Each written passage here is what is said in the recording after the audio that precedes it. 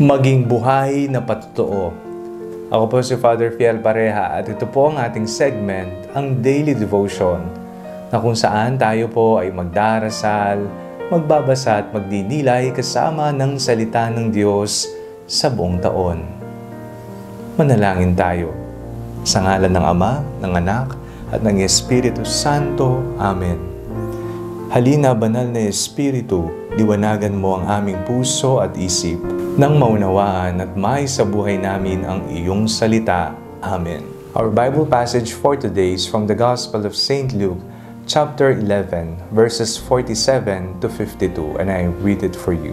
Woe to you, for you build the tombs of the prophets whom your ancestors killed.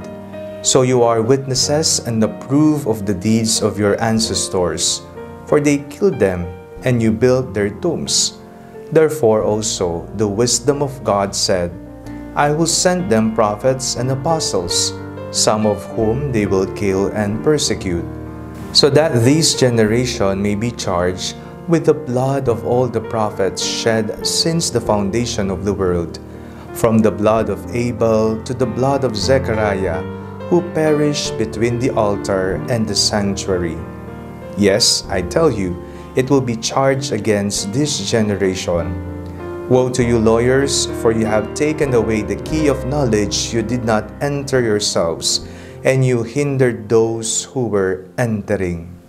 Walang kwenta ang ating pagsamba, ang mga imahen na mayroon tayo, ang mga pagdarasal ng Santo Rosario at mga nobena, kung ang ating mismong buhay ay hindi nagiging buhay na patotoo ng pagmamahal ng Diyos. Sa ating pong binasang ebanghelyo sa araw na ito, tila ba nang gagalaiti sa galit ang ating Panginoong Jesucristo sapagkat nakikitang hindi na isa sa buhay ang batas, ang katuruan ng Panginoon sa kanilang pamumuhay.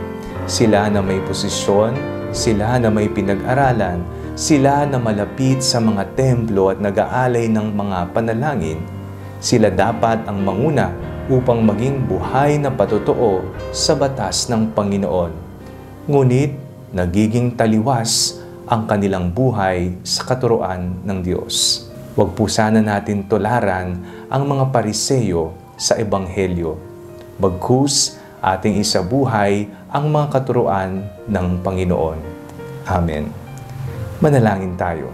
Panginoong Jesucristo, hayaan mo ang iyong karunungan ang siyang bumalot sa aming mga kaisipan upang masundan namin kayo ng walang pagdududa. Amen. Sa ngalan ng Ama, ng Anak, at ng Espiritu Santo. Amen. Huwag po ninyong kalimutang i-like ang video ito, mag-comment po kayo, and share it with your family and friends. Ang Panalangin Bago Matulog ay may sariling Facebook page na po. Huwag niyo pong kakalimutang mag-like at mag-follow dito. And do not forget to subscribe to our YouTube channel. I-click niyo lamang po ang link na nasa description ng video ito. O kaya naman po just search Father Fiel Pareha. God bless you po.